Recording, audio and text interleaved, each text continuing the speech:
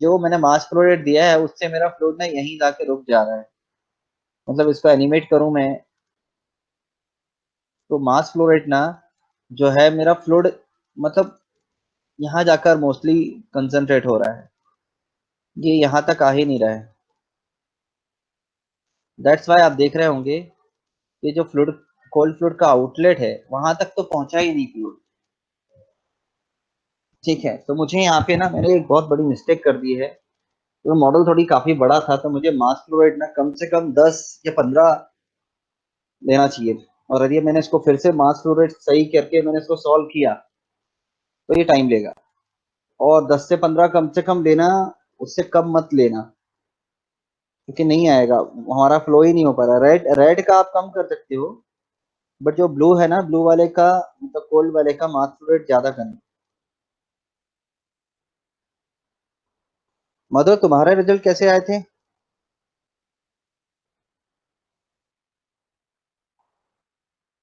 हाँ, main main main issue यही है कि हमारा जो मास फ्लो रेट है ना वो बहुत कम है।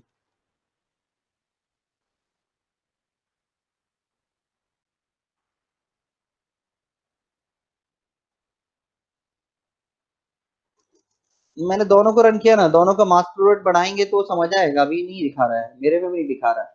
नहीं तो हॉट फ्लूइड वो इधर से दिखाता है, हॉट फ्लूइड इधर से ऐसा दिखाता है और कोल्ड फ्लूइड इधर से दिखाता है, बबल्स के फॉर्म में। बबल्स के फॉर्म में दिखाता है। अभी तो मास फ्लो रेट बहुत कम है, दैट्स व्हाई वो दिखा ही नहीं रहा है। सर मेरे इसमें जा रहा था सर, इनपुट से आउटपुट तक जा रहा था पूरा ब्लू।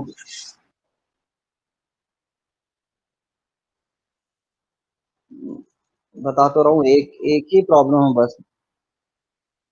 ये फर्स्ट टाइम नहीं आ रही मेरे लिए प्रॉब्लम, ये पहले भी रही है कि मैं खुद भूल जाता हूँ कि यहाँ मास फ्लो रेट कम से कम 10 से 20 रखना है मेरे को।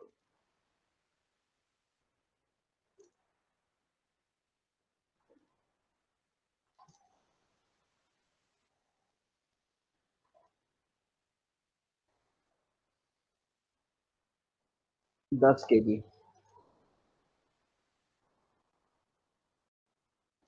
और हॉट वाले को यहाँ पे कर देते हैं 5 kg।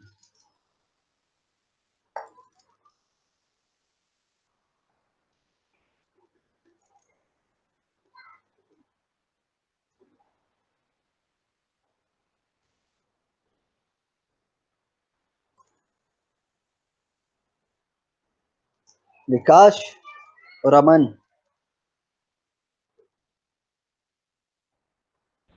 Yes sir. ऐसा कुछ किया क्या अमन? नहीं सर, ये कल लास्ट वाला बस बचा हुआ है, बाकी सारे हो गए हैं। लास्ट वाला बस बचा है जो अभी आप बता रहे हो। अच्छा, इसके पहले वाला हो गया? हाँ, वो सारे हुए हैं, जो लास्ट वाला बस नहीं हुआ है, आज हो जाएगा वो रात में। और एफएसआई वाला? सर एफ आई नहीं सर, वाला भी नहीं हुआ अभी। दो तीन छूटे हैं सर अभी। और फ्लूइड मिक्सिंग वाला? हाँ सर, वो तो हो गया है। वो हो गया? हाँ सर। कंफर्म? भेजता हूँ सर, भेजता हूँ आज फोटो में आपको। हाँ, भेजो। हाँ सर। ठीक है। उह,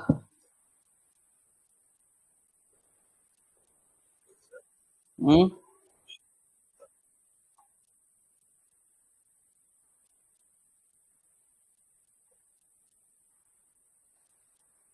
और लेंथ कितनी ली है, डाया कितना लिया है? सेम है। हम्म।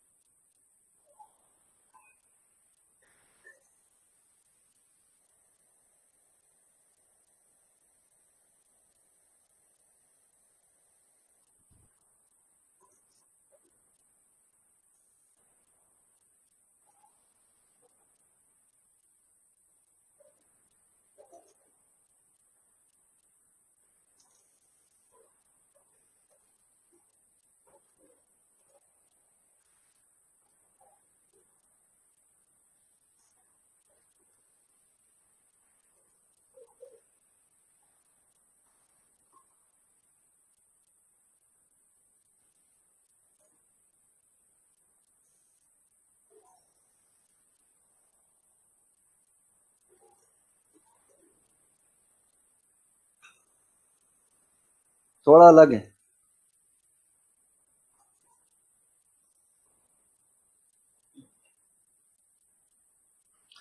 थोड़ा अलग दिख रहा, मेरा भी सॉल्व होने वाला है, रुक जाओ।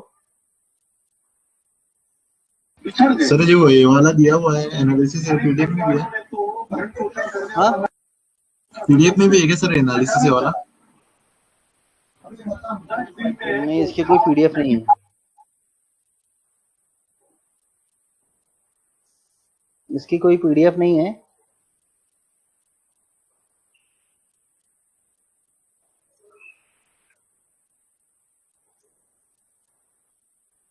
पीडीएफ में अभी जब तक सॉल्व हो रहा है, लीनियर स्टैटिक में हम लोगों ने कहाँ तक कर लिया था? आई थिंक 349 कर लिया था।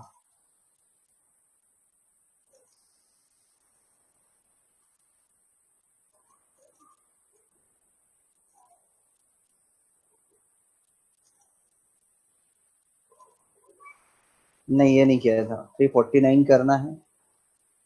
349, 350। एक इसमें कोई नहीं करना है, जो ऑस्ट्रेलिया वाला होगा अलग से एक पीपीटी होगी जिसमें, वो नहीं करना है। यही वाला नहीं करना है।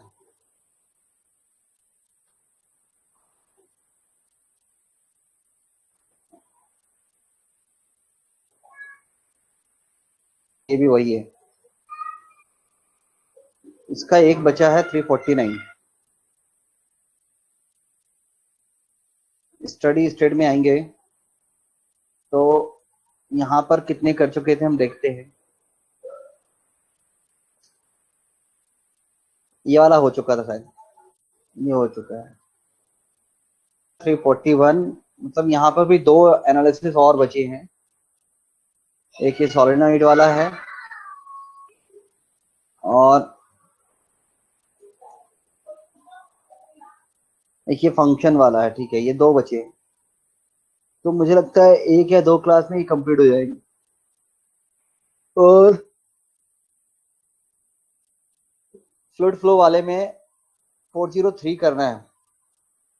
403 एक रूम टेम्परेचर स्टडी है, जो आप लोग भी करके देखिएगा। ठीक है, फिर 406 कौन सा है? ये बहुत बड़े बड़े हैं। ये 406 भी बहुत बड़ा है।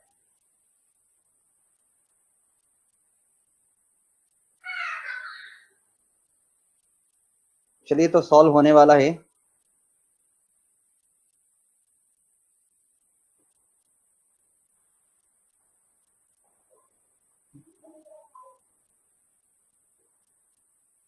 फिर दो तीन एनालिसिस और रहेंगे मेरे मेरे पास में, जो मैशिंग के ऊपर रहेंगे। और जो बुक मैंने शेयर की थी उसके एनालिसिस कितने लोगों ने किए अभी तक? क्योंकि वो वाले एनालिसिस भी हमें करने हैं।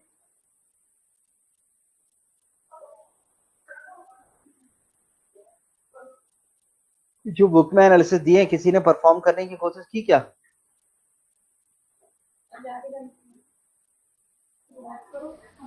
नो सर, अभी यही चल रहा है। मधुर,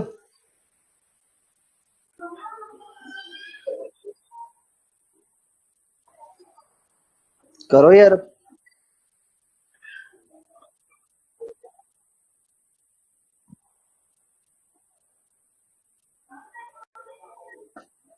माइनर में क्या?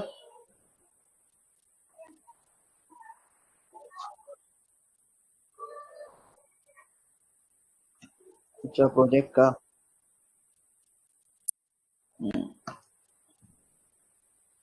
तुम्हारे यहाँ कॉलेज में कोई कैंपस प्लेसमेंट आता क्या?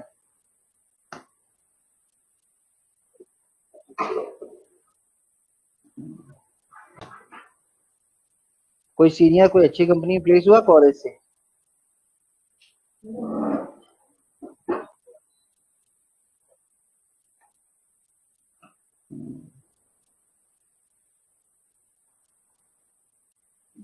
प्लेसमेंट होना, अच्छी कंपनी में प्लेसमेंट होना बहुत जरूरी होता है।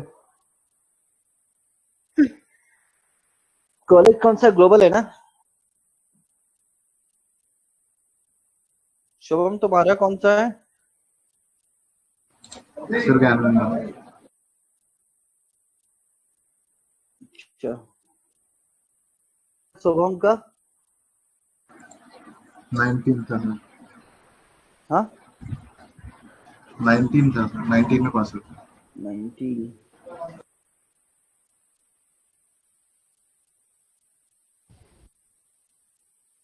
क्या प्लानिंग है अभी शुभम तुम्हारी नेक्स्ट? सर अभी तो फिलहाल कुछ नहीं है सर। एमटेक वगैरह का सोच रहे थे पर वही कोरोना के कारण भी। एमटेक करने का कुछ? हाँ सर सोच रहे थे वही, पर मैंने यही कोरोना वायरस के कारण अभी सब कैंसिल हो गया फिलहाल तो।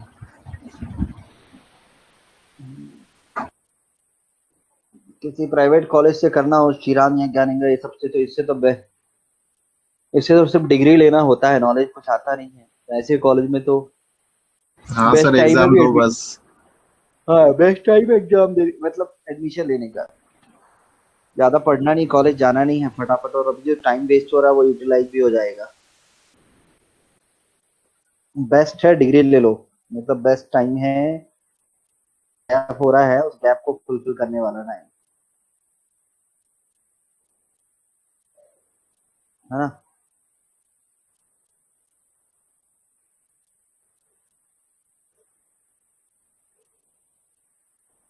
लगता है कि 10 क्लास होंगी टोटल जो मुझे करानी होंगी। 10 क्लास में आपका कोर्स कंटेंट जो मेरा है वो कवर हो जाना चाहिए।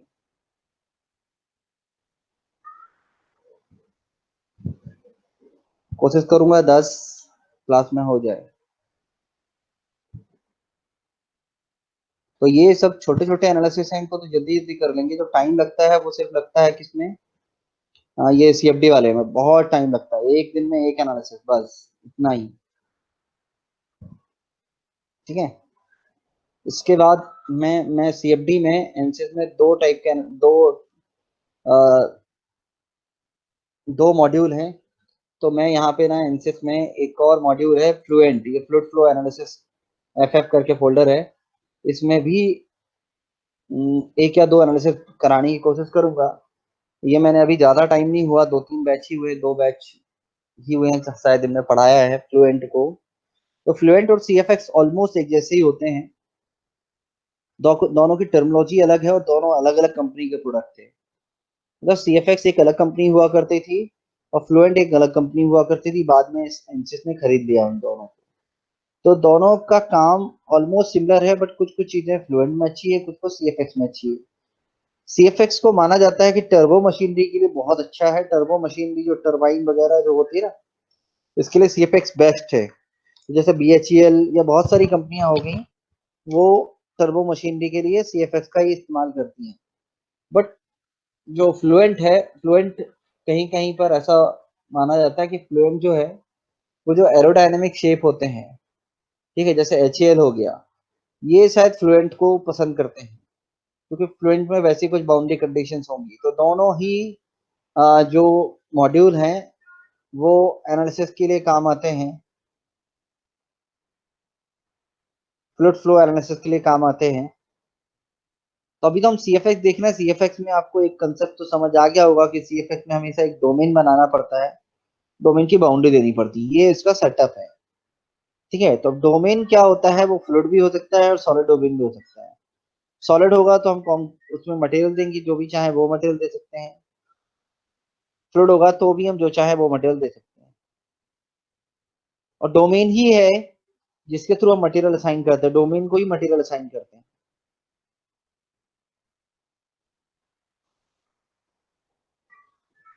मेरे लैपटॉप में रियली बताऊं ना बहुत टाइम लेता है, मेरा लैपटॉप स्लो है, कॉन्फ़िगरेशन बहुत अच्छा नहीं है। तो देखो उसको सॉल्व करने में अभी तक स्टिल सॉल्व नहीं किया। अब प्रोग्रेस, मैंने इसको सॉल्यूशन पे डबल क्लिक नहीं किया। डबल क्लिक किया होता तो इटरेशन भी चलता रहता है बाजू में, इटरेशन से ये पता चल जाता है कि कितने कितने इटरेशन हो चुके हैं और कितना टाइम और लेगा ये। बट एनीवे कोई इशू नहीं, मैं आपको बता दूं ये आप लोग के पास लीनियर के अंदर यदि ये न्यू फोल्डर हो तो इस न्यू फोल्डर के अंदर जाइएगा और उसमें छोटे छोटे कुछ कुछ एनालिसिस होंगे। ये एनालिसिस आप परफॉर्म करना चालू कर दीजिएगा। मेरे लिए मतलब लीनियर स्टैटिक के हैं, लीनियर स्टैटिक के हैं तो एक क्लास में दो दो तीन तीन भी मैं करा सकता हूँ। तो दो दो तीन तीन कराए तो वो सब जल्दी से खत्म हो जाएंगे। कोई टाइम मतलब टाइम लेने वाले नहीं है। टाइम वाले जितने हैं वो सारे के सारे सीएफटी वाले हैं। तो ये वाले भी आप कोई कुछ बोला क्या?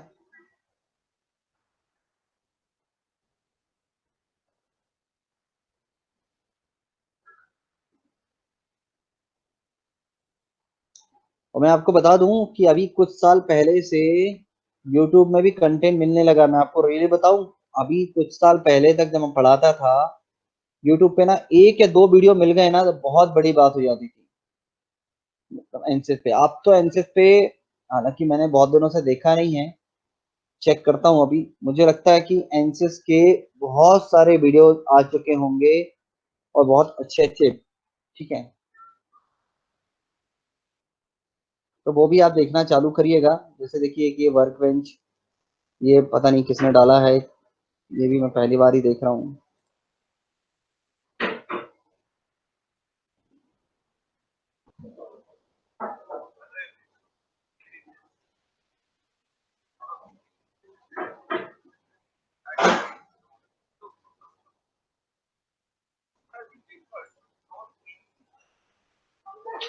फटीक फेलियर दिया है, फटीक फेलियर मैं बता दूंगा कैसे निकालते हैं। ठीक है, रिजिड एनालिसिस मैं बता दूंगा रिजिड एनालिसिस कैसे करते हैं। ट्रांजिएंट स्ट्रक्चर एनालिसिस वो बता दूंगा कैसे करते हैं।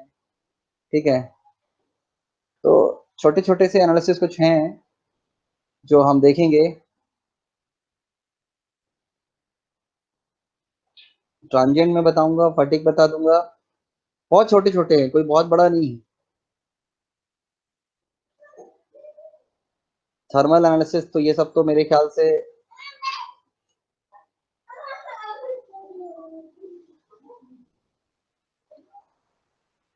एक ये दिख रहा है, ये कुछ नया दिख रहा है सेमीकंडक्टर वाला। हालांकि कुछ नया नहीं होगा, वो जब आप करने बैठेंगे तो आपको लगेगा कि बहुत आसान है। मतलब इतना आपको लगेगा नहीं कॉम्प्लिकेटेड, कि बहुत कॉम्प्लिकेटेड है।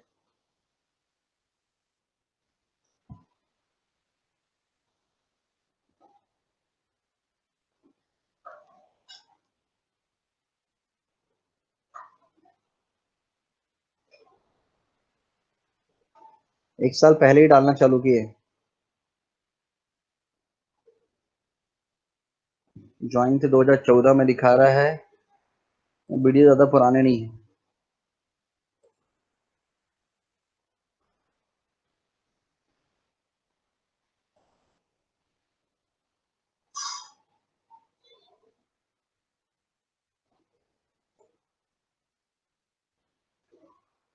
सिर्फ एंसिस।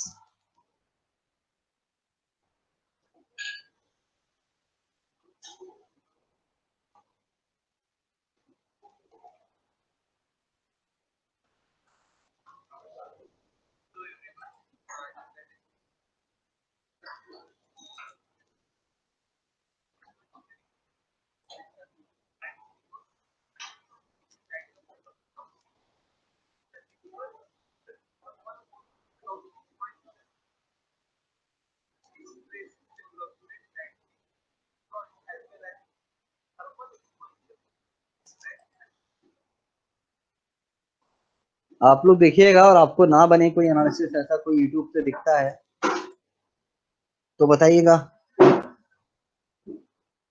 ठीक है, हालांकि एनसिस बता दूं, एनसिस इटसेल्फ बहुत वास्ट है। ठीक है, एनसिस में इतना सब कुछ है कि एनसिस में, और मैंने आपको पहले भी बताया था कि जब आप किसी कंपनी में जाएंगे तो वहां पर ऐसा नहीं होगा कि आपको सारा सब कुछ वहां पर काम करने को मिलेगा। वहां किसी पर्टिकुलर एक या दो मॉड्यूल पे ही आपको काम करने को मिलेगा। ठीक है, चलिए सॉल्व हो चुका है। मैं इसके रिजल्ट दिखा दूं और एक एनालिसिस भी कराऊंगा आज।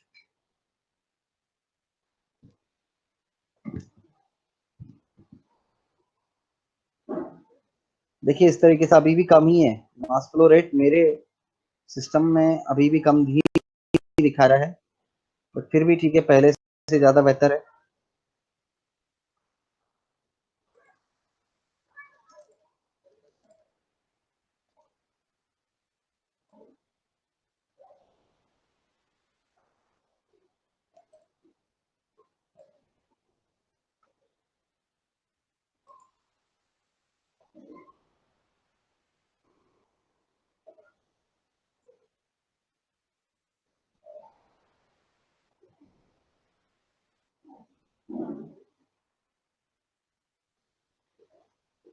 मास फ्लो रेट अभी भी सही नहीं आ रहा है।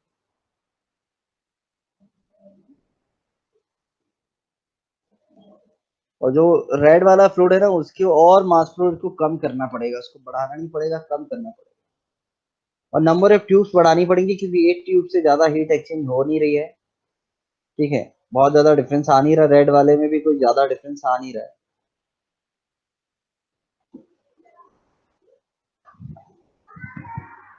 तो इसको तो एक बार चेक ही करना पड़ेगा कि क्या पैरामीटर मेरे को देने हैं।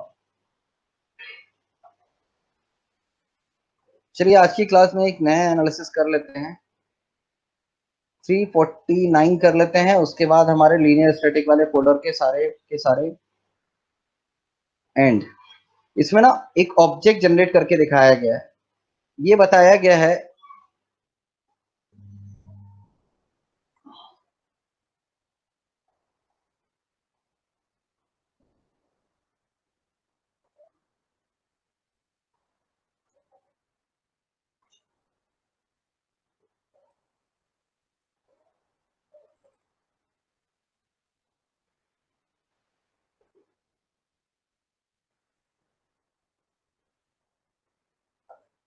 ये लीनियर स्टैटिक ले लेते हैं एनालिसिस।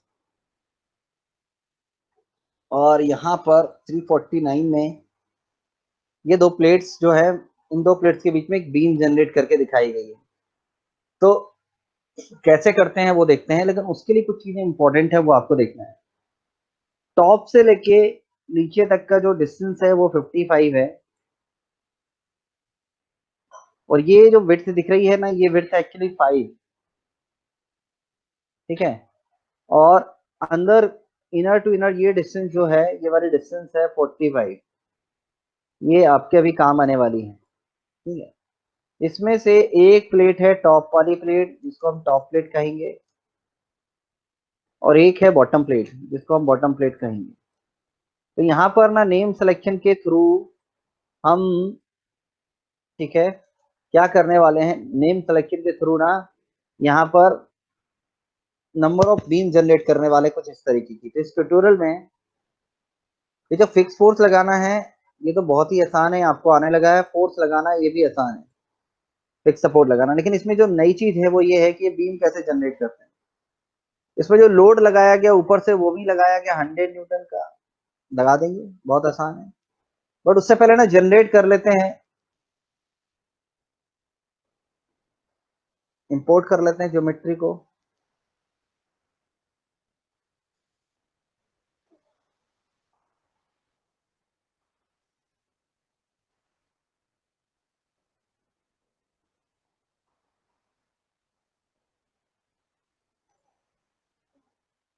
मुझसे डिजाइन मॉडलर ऑन हो गया। अब जब तक वो क्लोज नहीं होगा, जब तक कुछ नहीं कर सकते। जब तक देख लेते हैं कि मेरे पास बोल्ड प्लेट करके ये दिख रही है STP5, तब तक आगे बढ़ते हैं, क्योंकि वो जब तक ओपन नहीं होगा, क्लोज नहीं होगा, हम कुछ नहीं कर सकते।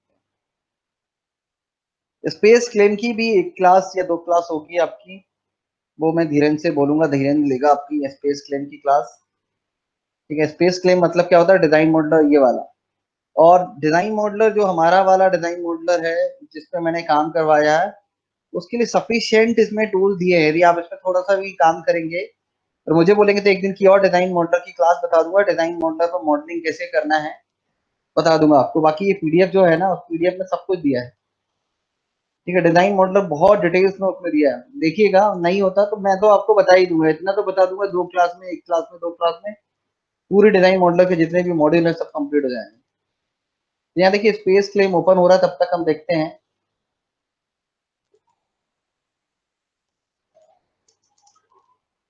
सिस्टम एक्चुअली बहुत हैंग कर रहा है मेरा, प्रॉब्लम क्या है पता नहीं, चेक भी नहीं करा सकते अभी। 4-5 दिन हो गया है, सब बहुत जल्दी हैंग होता है। मैं थोड़ा सा भी कुछ करता हूँ बहुत हैंग होता है।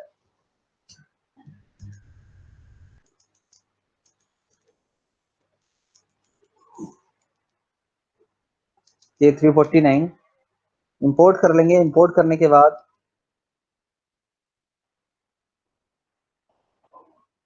ये स्पेस क्लेम ओपन हुआ था।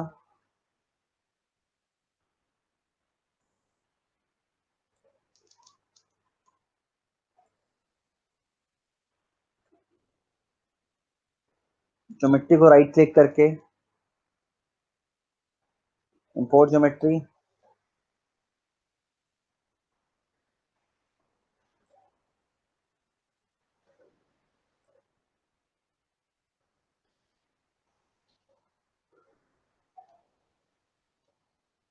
गोल्ड प्लेट,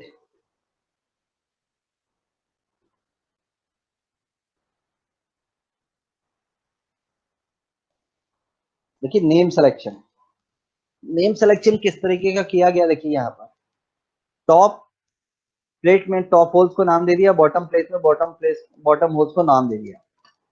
लेकिन इसमें प्रॉब्लम क्या आएगी अब मैं आपको बताऊंगा। फिर इसमें से ना पहले बता ही देता हूँ ओपन करके कि क्या प्रॉब्लम्स आनी है और इसमें क्या नया किया गया है।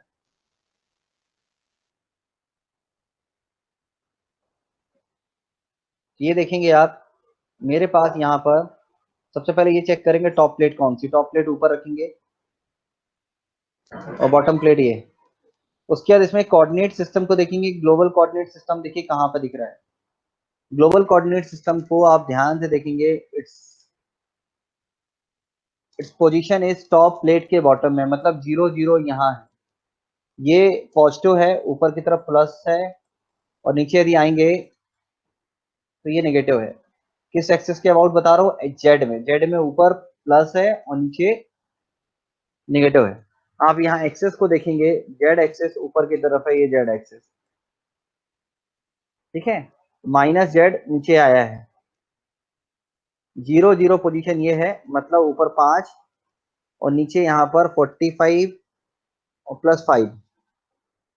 क्या कह रहा हूँ आप समझ रहे होंगे, ये वाली डिस्टेंस 45 है और ये वाली +5 और ये वाली +5। चलिए इतना सफिशियंट है। और उसके बाद यहाँ होल देखेंगे, होल नेम सिलेक्शन के लिए मैंने बताया था कि सारे होल का नेम सिलेक्शन, मुझे यहाँ पे क्या करना है, बॉटम होल और टॉप होल का नाम नेम सिलेक्शन एक साथ करना है, अलग अलग, मतलब दो नेम सिलेक्शन। तो मैं यदि कंट्रोल की के साथ सेलेक्ट करूं तो आप एक बार में कर लेंगे, लेकिन यदि ऐसे हजार हजार हो तो होल तो उसमें प्रॉब्लम होगी। तो इसमें क्या बताया गया है कि इसमें आप एक होल को सिलेक्ट करिए और क्रिएट नेम सिलेक्शन में जाइए और यहाँ पर नेम सिलेक्शन को नाम दे दीजिए टॉप होल।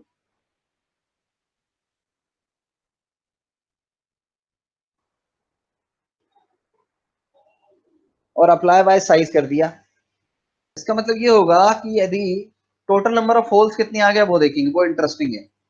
यहाँ पे 24 है, मतलब ऊपर काउंट करिए 1 2 3 4 5 6 7 8 9 10 11 12 12 12, मतलब नीचे वाले होल्स भी उसने पिक कर लिए हैं, ये देखिए रेड कलर से दिखाई दे रहा है, लेकिन ये तो बॉटम होल्स थे ना। ऐसा क्यों हुआ, क्योंकि उसने सेलेक्ट बाय साइज में एक साथ पिक कर लिए। ठीक है, चलिए अब टॉप होल को डुप्लीकेट करिए,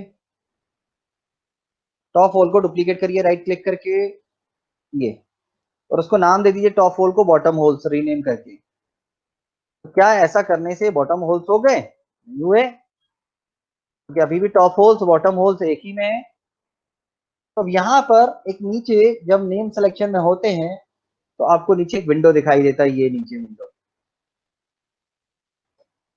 ये एक नीचे विंडो दिखता है। इस विंडो में थोड़ा सा इसको एक्सपांड करिए, ऊपर ले जाइए,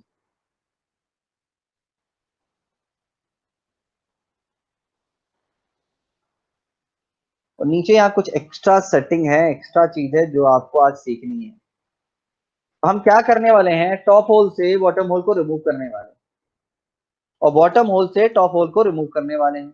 ये कैसे करेंगे, ये तब करेंगे, नीचे ऑप्शन दिया है ये एक्शन परफॉर्म करके, यहाँ पर नीचे हम एक एक्शन लगाएंगे। क्या एक्शन लगाएंगे वो देखने वाले हैं हम पीडीएफ में। ये देखिए, पहले टॉप होल नाम दिया, सबको ऐड कर लिया, यहाँ पर ऐड रो करिए और ऐड रो में एक एक्शन परफॉर्म करिए रिमूव का। अब रिमूव क्या है देखिएगा, बस यही एक ट्यूटोरियल में नया है, बाकी कुछ भी नया नहीं, इसलिए यहाँ पे ध्यान से देखिएगा। तो ये देखिए मैं यहाँ पर गया और देखिए लेते हैं इसमें क्या क्या किया गया है। ठीक है, ये देखिए ये टॉप होल था, इस टॉप होल में ये मेरा जेड एक्सिस का 0 0 है, नेम सिलेक्शन पे जाइए टॉप होल्स में, और यहाँ पर नीचे आइए और यहाँ पर राइट क्लिक करके करिए ऐड रो। ऐड रो में ऐड की जगह रिमूव करिए, एक्शन रिमूव करना है, फेस को रिमूव करना है, और यहाँ पर location in Z direction equal to नहीं, लेस देन 0। मतलब ये क्या किया मैंने, समझने की कोशिश करिए।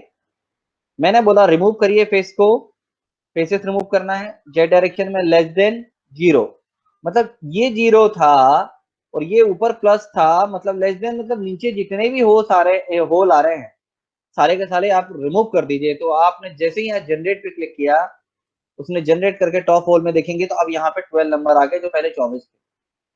सिमिलरली बॉटम होल में जाइए, बॉटम होल में जाकर फिर से यहाँ पर राइट क्लिक करके ऐड रो करिए और यहाँ पर भी रिमूव में जाइए, फेस की रिमूव कर रहे हैं, यहाँ पर जाइए, यहाँ पर लोकेशन जेड डायरेक्शन। इस बार कहिए लेस देन मत करिए, इस बार कहिए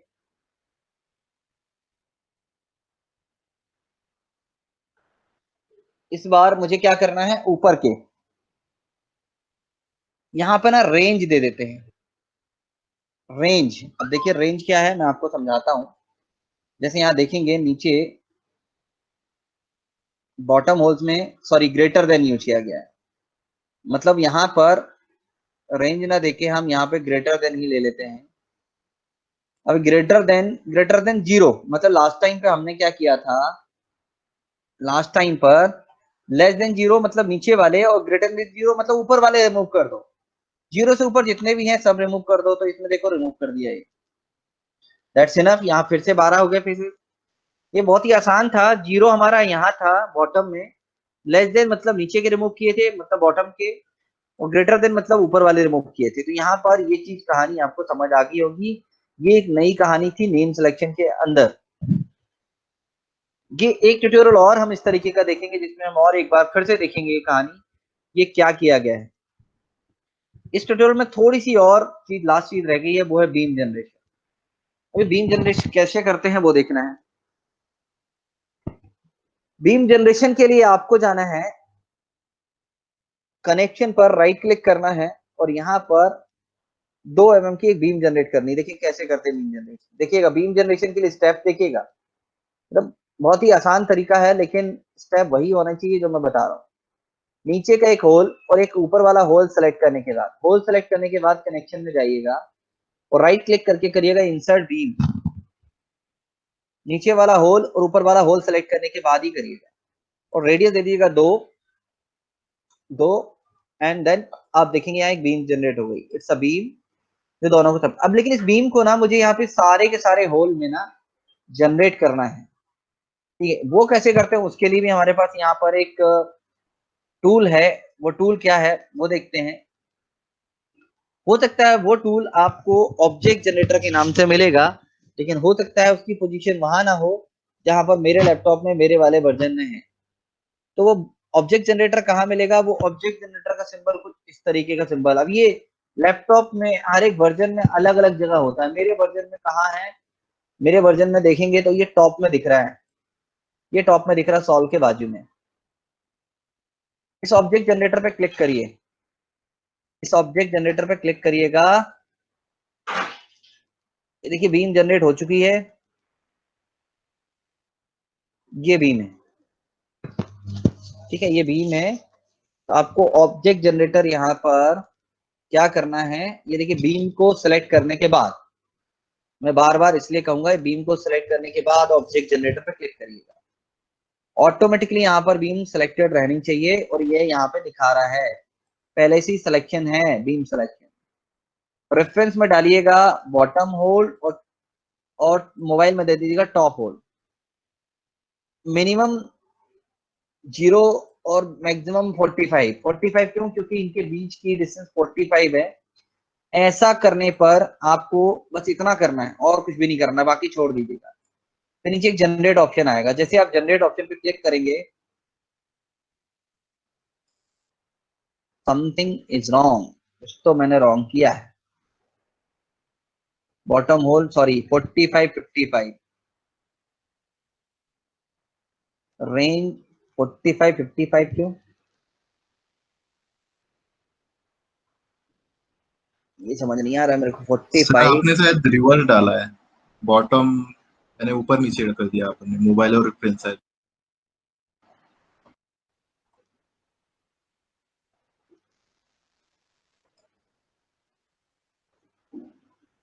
ये देखिए जनरेट कर दिया, उससे फर्क नहीं पड़ता, लेकिन 45 और 55 क्यों वो ये समझना है, हमें देखना है। मतलब वो कैसे 45 मिनिमम ले रहा है और मैं, अच्छा वो डिस्टेंस की बात थी, सॉरी ये डिस्टेंस थी। मतलब यहाँ पर मिनिमम 45 जनरेट करना, मैक्सिमम 55। तो ये लेंथ की बात है कि ये मिनिमम 45 और मैक्सिमम, तो उसके बीच में इसने जनरेट किया है। देखिए ना ही 45 है ना ही 55 है, थोड़ा सा एक्स्ट्रा निकाला है इसने बीच में सेंटर में, ये ऑब्जेक्ट जनरेशन किया है।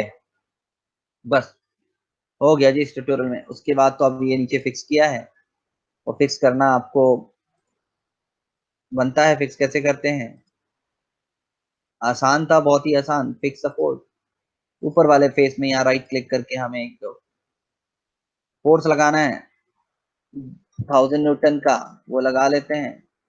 डायरेक्शन उसका नीचे कर लेते हैं, नीचे की तरफ डायरेक्शन कर लेते हैं।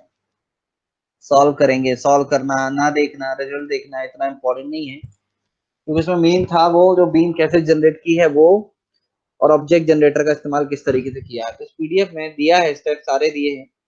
और ऑब्जेक्ट जनरेशन वाला एक और हमारे पास में ऑप्शन आएगा, मतलब सेम इसी से मिलता जुलता एक ट्यूटोरियल और हम करेंगे, जिसमें एक बार और आपको चीजें क्लियर हो जाएंगी कि मैंने क्या किया है। हो सकता है नेक्स्ट क्लास में ही मैं ये ऑब्जेक्ट जनरेटर वाला दूसरा कोई ट्यूटोरियल कराने की कोशिश कर दूंगा। देखिए इस तरीके का टोटल डिफॉर्मेशन ऊपर दिखा रहा है और ये नीचे यहाँ पर दिखा रहा है। तो हमारा पर्पस एनसिस में भी एनालिसिस करना नहीं, हमारा पर्पस होता है एनसिस में टूल्स, नए नए टूल्स लर्न करना कि किस तरीके से उन टूल्स को हमें डिफरेंट डिफरेंट सिचुएशन में यूज करना है।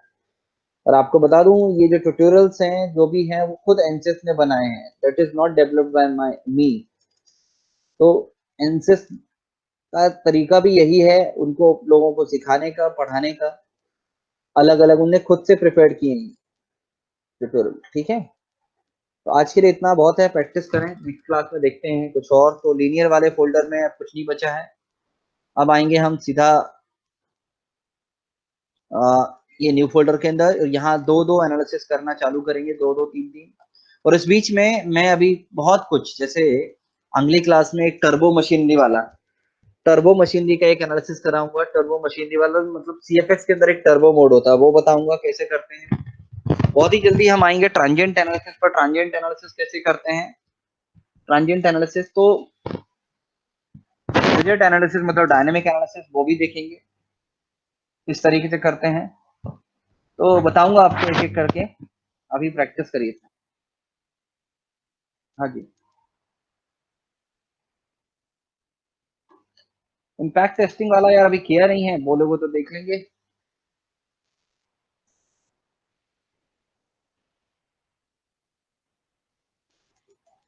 हो जाएगा, इम्पैक्ट टेस्टिंग का देख लेंगे। इम्पैक्ट टेस्टिंग तो देख लेंगे, बता दूंगा, कोई बहुत बड़ा कुछ होगा नहीं। एक्चुअली क्या, जितने भी डायनेमिक एनालिसिस हैं, डायनेमिक एनालिसिस में प्रॉब्लम क्या होती है, वो सॉल्यूशन सॉल्व होने में बहुत टाइम लेता है। Impact testing, fatigue fatigue fatigue fatigue, इसने किया क्या इम्पैक्ट वाला, इंट्रोडक्शन टू इम्प्लिसिट है, फाइनाइट एलिमेंट,